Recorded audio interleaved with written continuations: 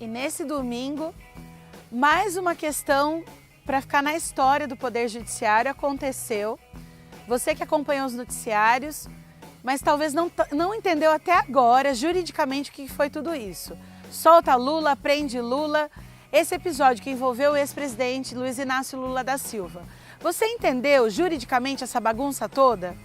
Vamos refletir um pouquinho sobre isso que aconteceu?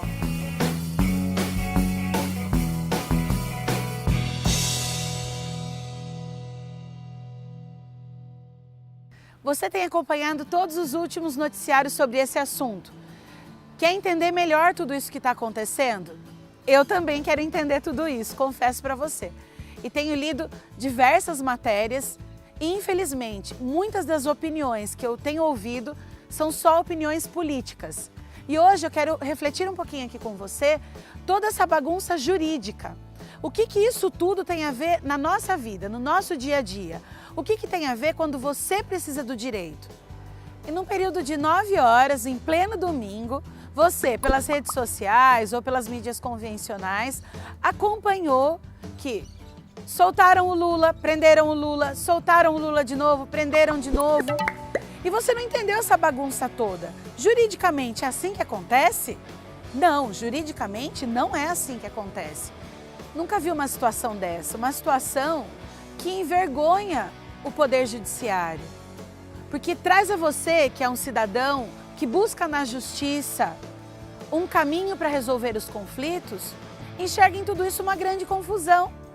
E é exatamente isso, tão confuso, que ninguém mais está entendendo o que pode, o que não pode.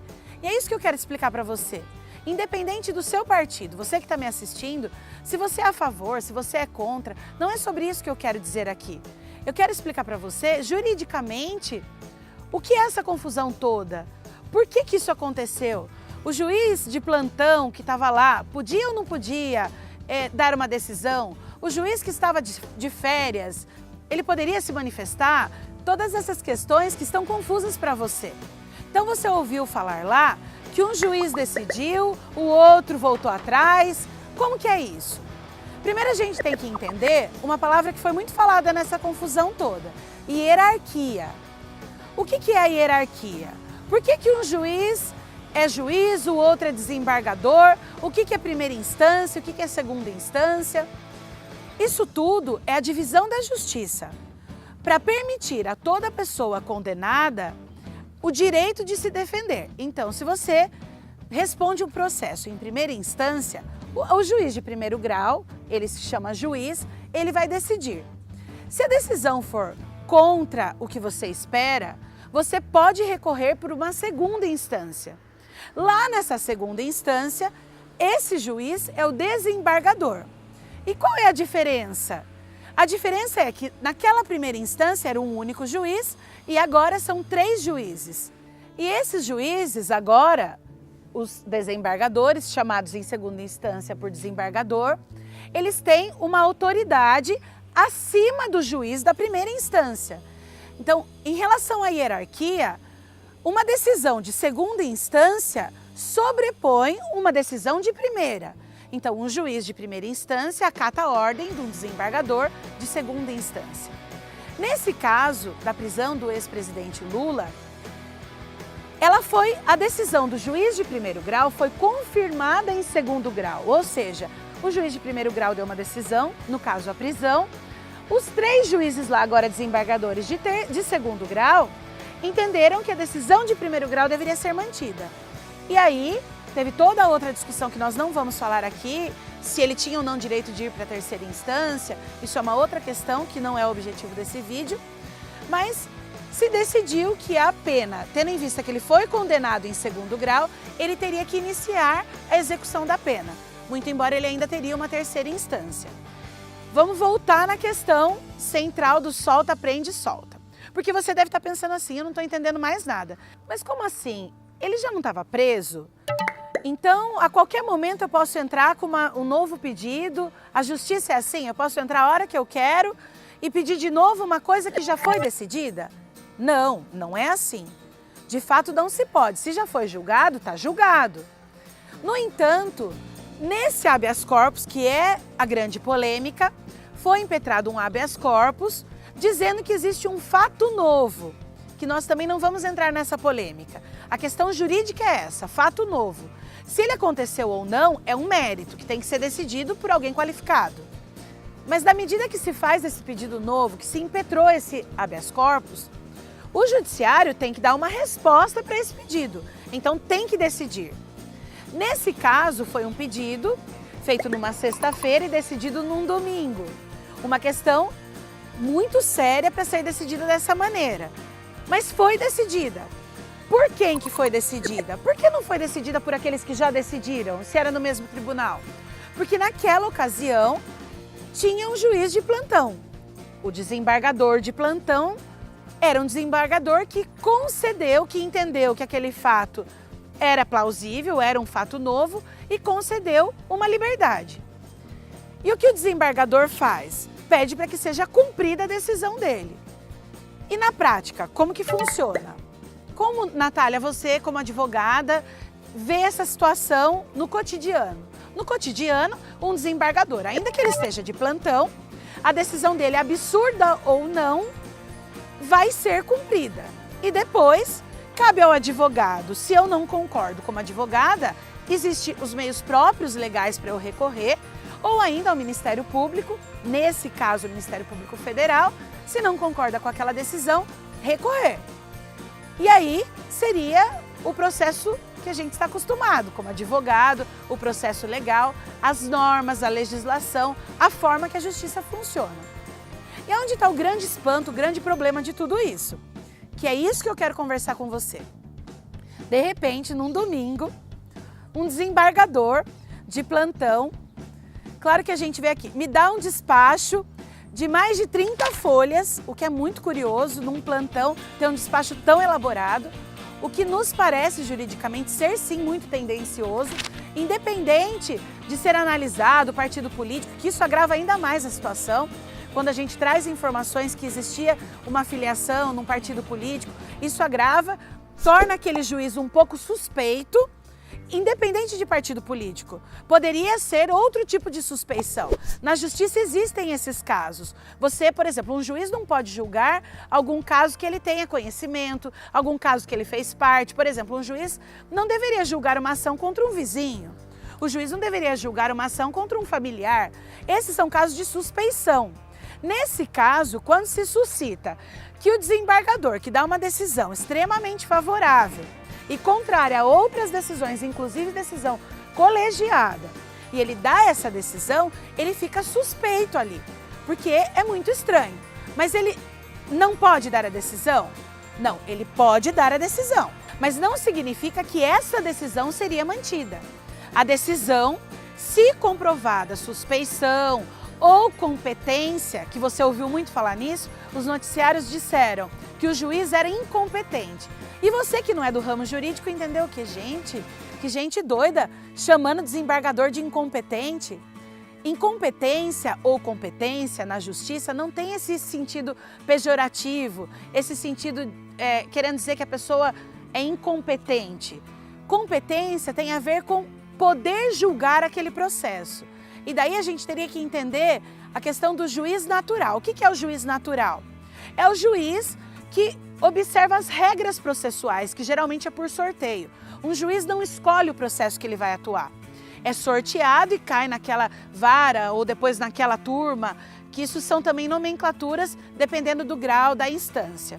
Então, o juiz natural é o juiz que foi sorteado, que seguiu todas aquelas regras, e ele passa a ser competente para julgar aquilo ou não. Nesse caso, ainda que existisse incompetência nesse sentido jurídico do termo desse desembargador ou algum tipo de suspeição, ela deve sim ser analisada e seria, mas não da maneira que foi.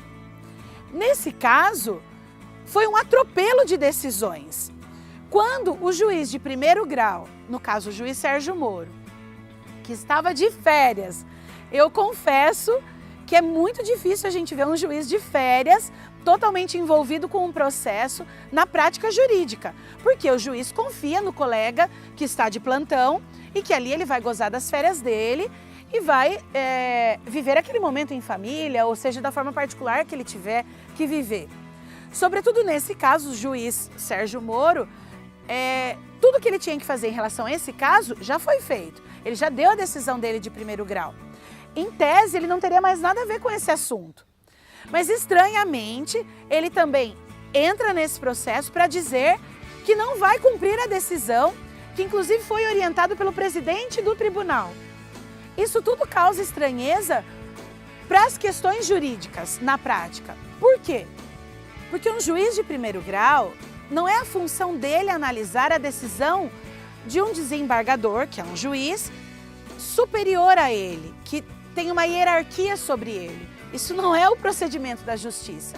Na justiça existem meios para isso, como a gente conversou aqui. Caberia, por exemplo, ao Ministério Público Federal questionar essa decisão, invocando essas questões que nós conversamos aqui. Se ele era competente ou não para julgar dessa maneira, se ele tinha ou não algum tipo de suspeição. E um grau superior decidir sobre isso. E não uma manifestação de um juiz de primeiro grau, isso é muito estranho, um juiz de primeiro grau dizendo que não ia cumprir e que, inclusive, foi orientado pelo presidente do tribunal. O que o presidente do tribunal tem a ver com tudo isso? Talvez você escute a palavra presidente do tribunal e pense assim, mas o presidente mandou. O presidente, ele ocupa um cargo administrativo no tribunal. Ele é um juiz desembargador tanto quanto os outros. Ele não é mais poderoso que o outro. E aí, tamanha estranheza. O juiz está de férias em outro país, tem acesso a uma informação, entra em contato com um desembargador, que para você entender, manda tanto quanto o outro que decidiu e diz que tem que mandar para aquele que já tinha decidido. Olha que confusão. Agora você não está entendendo mais nada? É isso mesmo. Um juiz que está de plantão decide. O outro, que é abaixo dele, diz, não vou cumprir. Volta para o juiz que decidiu e diz, cumpra. Ele diz assim, o presidente falou que eu tenho que mandar para quem já estava julgando sobre isso. Aqueles 3, lembra daquela situação que eu disse? Que foi condenado em primeira instância e depois em segunda instância foi condenado de novo? Desses 3, um deles é chamado relator, que é o que estuda o processo. Os outros geralmente acompanham ou não o voto desse relator. O relator é o que tem mais conhecimento desse processo.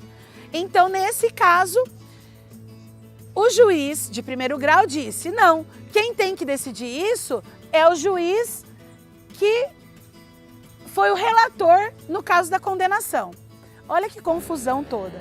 Quem teria que dizer isso não é nenhum deles, é um grau acima deles, o STJ, que inclusive hoje já se manifestou e disse da irregularidade, de fato, dessa decisão.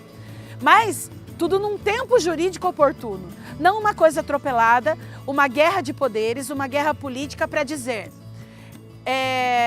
eu vou aproveitar esse desembargador porque ele tem essa opinião política e nessa situação eu vou ter uma vantagem. Mas talvez esse outro tenha um outro lado político que vai fazer de tudo para aquilo não se cumpra. Porque daí, quando o nosso judiciário se confunde com política, quando a gente escuta no noticiário que estamos tendo guerra política dentro do judiciário, daí eu e você temos que ficar muito preocupados. E com essa confusão toda, essa ação de impunidade, essa sensação de justiça fragilizada, o poder judiciário desmoralizado. Mas o que eu quero que você entenda? O poder judiciário tem sido fragilizado sim, por pessoas que estão se envolvendo em questões que não são da justiça, sobretudo questões políticas. E é esse o grande perigo. O judiciário, ele existe, é composto por pessoas que doam suas vidas, pessoas vocacionadas, porque exercer o direito é exercer a possibilidade de lidar com a vida das pessoas. Nós todos que somos bacharéis em direito, seja juiz, seja promotor, seja advogado, seja defensor público, todos nós um dia lutamos e prometemos que faríamos justiça. Lutaríamos por justiça, cada um no seu lugar. E a gente ter esse judiciário desmoralizado deixa muito triste todos os operadores de direito. Não é o judiciário que está uma bagunça, é a política que se meteu no judiciário que está fazendo tudo isso. Nesse episódio lamentável, eu sinceramente Analisando toda essa situação, e daí sim eu estou dizendo da minha opinião, do mérito que eu faço de tudo isso, e você vai ouvir opiniões diversas na rede social, que eu respeito também, mas a minha opinião é que de fato a defesa encontrou uma oportunidade de entrar com um pedido que não tinha cabimento, porque não existe um fato novo. O fato novo alegado é a possibilidade do ex-presidente ser um futuro candidato. Essa possibilidade só seria fato novo se fosse considerado a partir de agosto, que só em agosto eles são oficialmente candidatos. Então, na minha opinião, na minha forma de ver, não existe um fato novo. Essa decisão foi muito forçada, ela foi descabida e eu acho sim que ela seria reformada. Mas eu também não concordo com uma justiça que passa por cima de leis, de regras. Acredito que o juiz Sérgio Moro tem sim feito um trabalho corajoso, um trabalho em busca da verdade e da aplicação da lei, mas não concordo com essa postura de não se respeitar hierarquias, não se respeitar competências, essa confusão toda, essa diferença que faz do seu processo e do processo do fulano, do ciclano. Isso eu não concordo na justiça. Não estou dizendo da sensação de justiça que você tem. Se você quer que o ex-presidente seja solto, se você não quer, se você acha que é ladrão, se você não acha, não é disso que eu estou falando aqui. Eu estou falando da justiça, de quando você tem um processo lá com o seu advogado e você pergunta assim para ele, por que com o fulano é assim, comigo não é? Por causa dessa instabilidade, por causa dessa insegurança. Eu quero acreditar, até de uma forma utópica, nessa sensação de justiça que toda essa parte do judiciário está se empenhando de uma forma, eu não quero usar a palavra perseguição, porque não é isso que eu enxergo, mas de uma forma muito empenhada, que inclusive esses mesmos magistrados a gente não verifica em outros processos que eles atuam. E é isso que causa um certo espanto.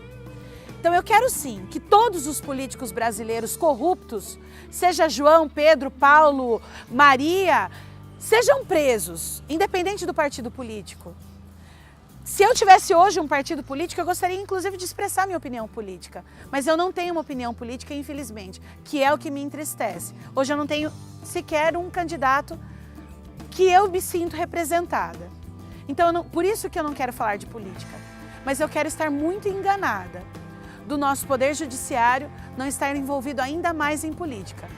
Porque se isso estiver acontecendo, eu temo por dias muito tristes que virão.